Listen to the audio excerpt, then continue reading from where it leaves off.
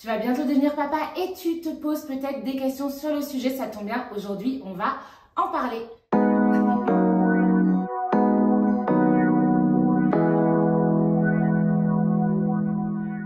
Si jamais tu ne me connais pas, je m'appelle Charline, je suis sage-femme et je donne sur les réseaux sociaux de l'information ludique et accessible sur la grossesse et la gynécologie. Aujourd'hui, je reçois Cédric. Bonjour Cédric. Bonjour Charline. Cédric, tu tiens un podcast qui s'appelle Papatriarcat, un compte Instagram qui porte le même nom. Exactement. D'ailleurs, il y aura le lien de ton podcast et de ta page Insta en description, où tu parles de parentalité. Exactement, de parentalité plutôt engagée. Cette vidéo s'adresse à toutes les personnes qui vont bientôt devenir parents, mais qui ne portent pas l'enfant dans leur ventre. Donc je parle à vous, les papas, mais également aux coparents. Mais on va quand même avoir une petite orientation spécialement pour les papas aujourd'hui. Cédric, tu es présent aujourd'hui et ta mission aujourd'hui, ça va être de me donner ton avis. Je vais te faire part de 6 idées reçues, 6 infos que moi j'entends souvent, que ce soit au cabinet, que ce soit sur les réseaux sociaux. Donc je vous invite à rester jusqu'à la fin de cette vidéo car je pense que toutes les idées reçues, vous les avez sûrement déjà entendues, voire vous y avez déjà pensé. Donc restez jusqu'au bout de la vidéo et comme d'habitude, si cette vidéo vous plaît, je vous invite à mettre un petit pouce en l'air et à vous abonner. Idée reçue numéro 1, c'est parti. J'ai tout noté sur ma petite tablette. Cédric, idée reçue numéro 1, il est impossible pour le père de prendre sa place pendant la grossesse parce qu'il ne porte pas l'enfant et en plus, il ne peut pas aller à tous les rendez-vous médicaux. Qu'en penses-tu? Je pense qu'il y a beaucoup de méconnaissances sur le sujet. La première, sur les consultations prénatales, on ne sait pas qu'on a le droit à 3 absences qui sont autorisées et rémunérées au niveau du travail pour aller à des rendez-vous prénataux. Généralement, c'est pris pour ceux qui le savent sur les échographies. Après, en effet, ce qui va changer un petit peu, c'est quoi la place du père? Sur tout ça, la vraie question. Et c'est vrai que ce qu'on doit comprendre, c'est que nous avons un rôle à jouer, mais nous ne sommes pas le rôle central. Pour approfondir un peu ce point numéro 1, est-ce que tu aurais des conseils concrets pour les pères qui ont du mal à réaliser que cette grossesse a vraiment lieu et qu'un enfant va naître bientôt? Est-ce que tu aurais des petits tips à partager? Ça dépend un petit peu de chaque personne là-dessus quand même, il faut bien le dire. Il y a quelques petits conseils comme déjà penser l'après avant, c'est-à-dire commencer déjà à penser que comment ça va se passer, allaitement, pas allaitement, cododo, couche, pas couche, comment est-ce qu'on éduque l'enfant et en parler avec la maman. Ensuite, il y a des choses qu'on peut faire quand même pendant, je pense notamment à la pratique qui s'appelle l'aptonomie, avec le toucher, va permettre de créer du contact. Et puis voilà, faut, je pense aussi commencer dès à présent à prendre soin de la maman. Et autant que faire se peut, aller au rendez-vous de préparation à la naissance avec elle, parce que c'est vraiment un moment où on comprend plein de choses. Donc être présent physiquement, et comme tu l'as dit, la communication c'est un peu un mot magique, hein. On peut le dire à chaque fois. C'est important, c'est un peu le centre de tout quoi. Très bien, idée reçue numéro 2. Je ne sais plus comment enlever le déverrouillage de cette tablette. Idée reçue numéro 2. Le père, tu te moques de moi? Non. Cédric, idée reçue numéro 2. Le père ne sert à rien en salle de naissance. De toute façon, il va attendre sur sa chaise dans un coin.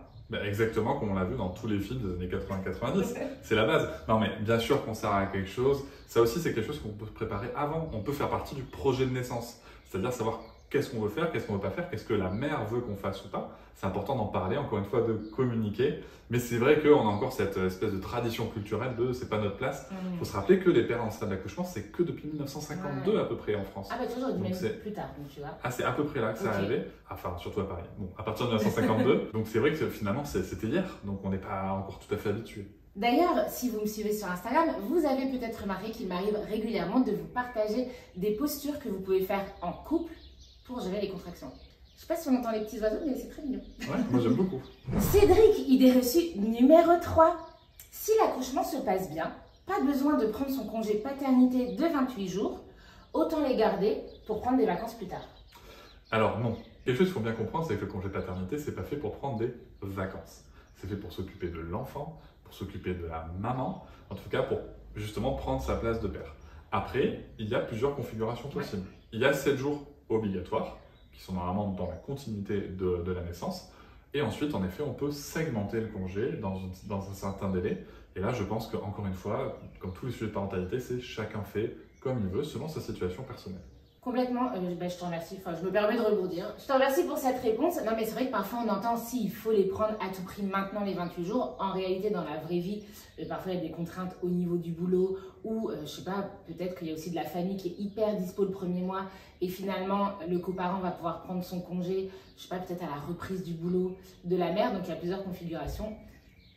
On peut communiquer. Mais dans tous les cas, on peut l'écrire là. Dans tous les cas, que ce soit tout de suite ou plus tard, il faut le prendre. Pourquoi il faudrait le prendre? Alors c'est quelque chose de très important, le sujet du congé paternité, c'est un sujet qui a évolué très récemment, au 1er juillet 2021, là on est vraiment à hier quoi. Si on veut que ça continue d'évoluer, on continue d'avoir plus de temps pour être présent, pour prendre sa place et aussi pour, j'allais dire aider la maman, et aussi pour accompagner cet enfant à deux et vivre tous ces moments ensemble, il faut le prendre comme ça, on va montrer que ça marche et que comme ça on pourra militer pour en avoir plus. Ça apporte quoi le congé paternité? Ça apporte quoi la présence du père à la maison? Alors il y a différents sujets qu'il faut voir là-dessus. Un, ça permet de prendre sa place auprès de l'enfant, à travailler quelque chose qu'on appelle le lien d'attachement, notamment le lien d'attachement sécure. Ensuite, ça permet aussi de prendre sa place dans le foyer, de bien comprendre qu'en fait là on va avoir un rôle de soutien logistique, de soutien aussi au niveau des tâches domestiques et familiales. Et aussi bien sûr prendre sa place au niveau de la société, juste normaliser le fait que c'est normal pour un père d'être auprès de son enfant. Mais écoute, je rebondis toujours sur le postpartum. Idée reçue numéro 4. Si la mère allait, il n'y a plus de place pour le coparent en postpartum. Ça rebondit un peu sur ce que tu viens de dire. Ouais, ça c'est un vrai gros sujet aussi. C'est très important comme sujet parce qu'il y a une vieille tradition psychanalytique et de puériculture qui voudrait que l'enfant, que le nourrisson en tout cas, ne soit qu'un espèce de tube digestif à taille variable doté d'une alarme. Or, on sait maintenant aujourd'hui que c'est bien plus que ça, que même si nous, ça peut être frustrant, on n'interagit pas trop, en fait, il y a plein de choses qui se passent au niveau hormonal, au niveau de la construction de l'enfant. Il faut savoir que quand même, on se parle d'un être qui va créer des centaines de milliards de connexions neuronales dès sa naissance, donc c'est vraiment très très important. Et en fait, il y a plein de choses qu'on peut faire. On peut porter bébé, on peut faire des peau à peau, on peut donner le bain, on peut nettoyer, on peut changer les couches, mais on peut aussi s'occuper de la logistique, de nettoyer le tiers-lait, de s'occuper de congeler, potentiellement s'il y a des bons-laits, de s'en occuper aussi, de préparer. Voilà, il y a plein de choses qu'on peut faire. Merci pour ce conseil pratique, Cédric.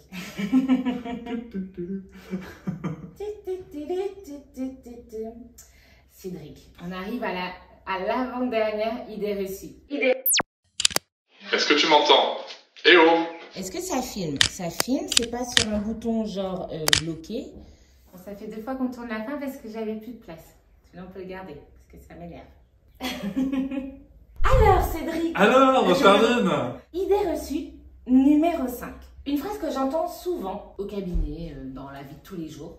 Une journée de travail au boulot, c'est plus fatigant qu'une journée à la maison avec son nouveau-né. Alors déjà cette phrase, moi aussi je l'entends beaucoup et je pense qu'elle a vraiment été prononcée par quelqu'un qui n'a jamais passé de journée seul avec un nouveau-né. Ça c'est le premier point je pense qui est important. Ensuite c'est surtout faux quoi, enfin donc, globalement c'est faux. Maintenant c'est aussi propre à chaque situation. Tu vois, c'est que moi je sais pas quel est le rôle du travail du parent qui va travailler à l'extérieur, peut-être qu'il a un travail qui est très très dur en effet.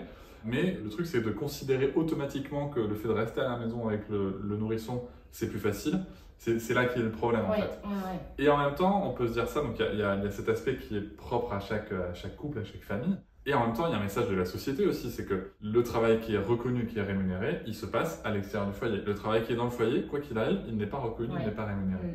Donc forcément, ça nous induit qu'il n'aurait pas de valeur. Alors que si, il a une valeur, et ça demande de l'énergie, voire beaucoup d'énergie. Pour rebondir sur cette idée reçue numéro 5, je vais te poser une question si toi tu aurais des conseils. Moi, une question que j'entends beaucoup de la part de mes patientes, enfin plutôt une remarque qu'elles me font, c'est « Je suis épuisée de ma journée à la maison avec le nouveau-né, mon conjoint rentre du boulot et crevé aussi, ne se rend pas compte de la journée que je viens de passer, me dit qu'il a besoin d'une soupape de décompression, sauf que moi je n'en ai jamais. Du coup, en gros, les deux se retrouvent fatigués. Comme tu l'as dit, le travail à la maison n'est pas reconnu et paraît plus simple. Qu'est-ce qu'on fait face à ce cul-de-sac là? Déjà, il faut en effet péter cette idée reçue. Et surtout, au lieu de se demander quelle journée a passé l'autre, parce qu'on a toujours tendance à se dire que l'autre a passé une meilleure journée que nous, surtout si la nôtre était pourrie. En fait, ce serait peut-être intéressant de se dire comment tu vas.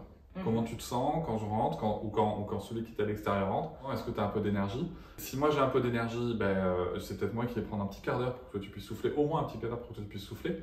Et j'entends bien souffler, pas lancer une machine, pas machin, souffler. Ou peut-être l'inverse, parce que peut-être que ça a été, en tout cas que la personne qui reste à la maison sur ce coup-là a plus d'énergie. Donc déjà ça je pense que c'est quelque chose d'intéressant et en plus ça permet de s'intéresser à l'autre et pas à la performance de l'autre dans la journée.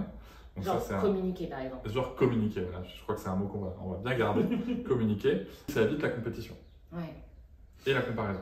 Complètement, et c'est vrai que cette idée reçue, je te l'ai posée telle qu'elle parce que je l'entends souvent comme ça, mais effectivement, elle prête à la comparaison, à tout le temps se dire qui a fait le plus, qui a fait le moins, et du coup à se voir plutôt en compétition plutôt qu'en équipe, alors qu'en fait, quand on est parent, on est une équipe, et déjà ça aide à résoudre beaucoup de problèmes de se dire, ok, en fait, on a tous les deux nos difficultés, nos facilités, et ce qui se passe aujourd'hui à l'instant T, qu'est-ce qu'on en fait? Ça rime un peu ce que je dis. Moi, j'ai toujours tendance à dire que ça, c'est une histoire de con. Très bien. C'est-à-dire qu'on perd du temps à faire de la comparaison, à se penser en compétition, au lieu d'essayer de se comprendre, au lieu de se convaincre. Ah oui, c'est si beau. Allez, idée reçue numéro 6. Et c'est une idée que je trouve pas si fausse. Je donne mon avis, je devrais pas, c'est pas la question. Qu'est-ce que tu en penses, Cédric? Idée reçue numéro 6. Il existe que très peu d'ouvrages à destination des futurs papas. Alors, il y en a moins que pour les mères, en effet, mais il y en a quand même un certain nombre. Okay. Moi, ce qui m'embête plus dans la grande généralité de ces ouvrages, c'est que c'est souvent humoristique. On dépeint le papa comme forcément incompétent, comme forcément maladroit, alors qu'on peut être très compétent et très adroit dans nos comportements parentaux. Ou sinon, après, ça va être des trucs très techniques, genre comment changer la couche, comment donner le bain. Ça, on va l'apprendre en faisant, et surtout, ça va venir dès la maternité, quoi. Mais il y en a un qui est sorti et que j'ai écrit. Incroyable, tu es également auteur. Dis donc, je suis aussi auteur, et il s'appelle « Tu vas être papa ». Il est sorti aux éditions First, il a été illustré par la talentueuse Blachette. J'avais lu beaucoup de livres quand je suis devenu papa. Et l'idée, c'était d'accompagner les pères dans une espèce de synthèse de tout ce que moi j'avais appris avec mes lectures, avec mon expérience et avec le podcast. Et surtout, en fait, de ne pas dire ce que c'est la paternité, mais d'aider chacun à trouver sa paternité.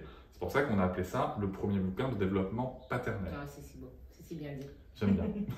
Je vous invite à écouter le podcast Papatriarcat. Ce podcast, comme tu l'as dit tout à l'heure, de parentalité engagée. Ce qui est intéressant dans ton podcast, que j'aime beaucoup, c'est que tu interviews les parents, mais également des professionnels de santé autour de la grossesse, de la parentalité, et c'est vraiment de l'éducation. Hyper intéressant.